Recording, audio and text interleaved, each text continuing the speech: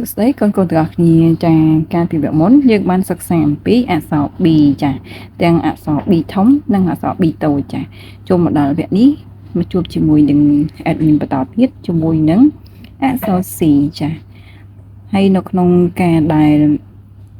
admin បានបង្រៀនទៅដល់កូនៗទាំងអស់គ្នាកូនៗទាំងអស់គ្នាកុំភ្លេចយកសៀវភៅ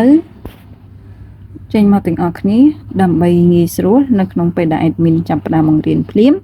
កូនៗនឹងមានសភៅជាស្រេចដើម្បីកុំឲ្យខាតពេលយូរតាយើងមកមើលអំពីរបៀបសរសេរអក្សរ C ទាំងអស់គ្នាទាំង C ធំនិង C តូចជាពិសេសកូនៗកុំភ្លេចណាគឺត្រូវតែរៀនសរសេរទាំងព្រឹកទាំងល្ងាចនិយាយរួមទៅឲ្យតែមានពេលស្មើណាគឺត្រូវតែចាប់សភៅចាប់បិចស្មើនឹងតាយើងកុំឲ្យខាតពេលយូរយើងមករៀនសរសេរទាំងអស់គ្នាអញ្ចឹងអក្សរ C គឺมันមានការពិបាកនៅក្នុងការសរសេរទេអញ្ចឹងបងប្អូនទាំងអស់គ្នាតោះចាប់ផ្ដើមជាមួយនឹង admin ទាំងអស់គ្នាចាអក្សរ C គឺចាប់ផ្ដើមដំបូងឡើយគឺយើងត្រូវសរសេរបែបនេះណាគឺចាប់ឲ្យជាប់ណាគូសពីក្រោមមកនេះគូសពីលើមកចុះមកក្រោមគូសជារៀងរង្វង់បែបនេះហើយនេះឃើញអត់មានពិបាកទេគឺថាគូសមកបែបនេះមក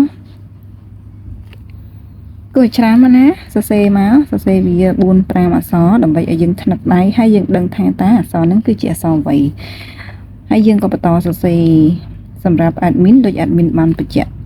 ទៅបងប្អូនកូនដូចជាមាតាបិតាសិស្សទាំងអស់គ្នាបានជ្រាបរួចទៅហើយថា admin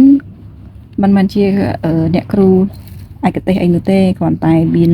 ចំណេះជំនាញនៅក្នុងខ្លួនខ្លះហើយចង់បញ្ចេញឲ្យក្មេងៗដែលគ្មានឱកាសបានសិក្សាដូច្នេះហើយបានជាអក្សរបែបadminគឺមិនស្អាតនោះទេបានត្រឹមតែបង្ហាត់បង្ហាញនៅចំណេះជំនាញខ្លះនៅពេលដែលបងប្អូនបានទៅសិក្សាជាមួយនឹងគ្រូជំនាញបងប្អូននឹងមានមូលដ្ឋានគ្រឹះនៅក្នុងការបន្តការសិក្សាចា៎អញ្ចឹងអក្សរ C យើងគឺសរសេរបែបនេះឯងចំណែកឯការសរសេរគឺអត់មានអីពិបាកទេដូច admin បានបញ្ជាក់អញ្ចឹងគឺយើងគូសពីលើនេះសរសេរមកគឺចាប់ផ្ដើមសរសេរពីលើគឺជារាងកោងបែបនេះហើយអូសមកខាងក្រោមហើយកោងមកវិញអញ្ចឹងណាគូសមកលើអញ្ចេះកោងមកហើយក៏កោងមកវិញគឺហ្នឹងគឺកាត់ជាអក្សរ C ហើយចា៎ចំណែកអក្សរ C តូចវិញក៏មិនខុសពី C ធំប្រហែលដែរដោយសារតែការសរសេរគឺដូចគ្នាទេគ្រាន់តែអក្សរ C ធំនេះគឺ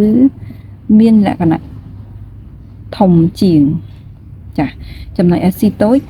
ភាគច្រើនគឺសរសេរដូចគ្នា C តូចដូចគ្នាប៉ុន្តែគ្រាន់តែថាវាមានទំហំតូចជាងតែប៉ុណ្ណោះអញ្ចឹងបងប្អូនមិនពិបាកនៅក្នុងការសរសេរទេដោយដែល admin បានបញ្ជាក់ពីខាងដើមមកអញ្ចឹងគឺអក្សរ C គឺវាមិនពិបាកនៅក្នុងការសរសេរទេទាំងអក្សរ C តូចទាំង C ធំព្រោះអក្សរទាំងពីរនេះគឺសរសេរដូចគ្នាដូចដែលបាន admin បានបញ្ជាក់ខាងដើមអញ្ចឹងគឺដូចគ្នាគ្រាន់ថាការសរសេរគឺត្រូវតែប្រឹកព្រៀងកុំឲ្យដូច admin អក្សរអត់ស្អាតអញ្ចឹងណាអញ្ចឹងហើយបងប្អូនទាមទារឲ្យមានការប្រឹកព្រៀងអញ្ចឹងហើយ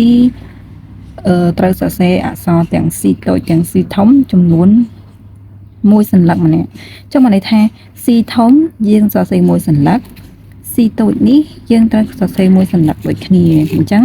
ជៀសវាងបងប្អូនមានការមិនចាំដៃធ្វើឲ្យបងប្អូនភ្លេចថាអក្សរ C គេសេម៉េចអក្សរ B គេសេម៉េចអញ្ចឹងបងប្អូនជៀសវាងការភ្លេចបែបនេះបងប្អូនត្រូវ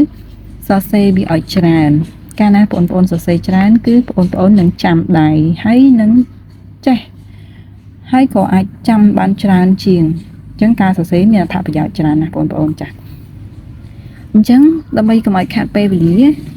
admin នឹងបង្រៀនការសរសេរម្ដងទៀតទៅកាន់បងប្អូនដើម្បីកុំឲ្យបងប្អូនពិបាកនៅក្នុងការមើលគឺទី1បងប្អូនទៅចាប់ផ្ដើមទី1ណាគឺចាប់មកហើយក៏គូសមកបែបនេះអញ្ចឹងទី2គឺនៅត្រង់នេះគឺអត់មានប្រឆាត់ប្រឈៀងទេគឺរបៀបកោងអញ្ចឹងមកបញ្ចប់ត្រឹមលេខ3បងប្អូនមើលតើអត់អញ្ចឹង admin បញ្ជាក់ម្ដងទៀតទី6គឺបងប្អូនចាប់ត្រង់នេះណាហើយក៏គូសមករៀងរង្វង់មូលតែម្ដងចាហើយក៏បញ្ចប់នៅត្រង់នេះគឺលេខ3នេះឯង គឺមូលណាអត់មែន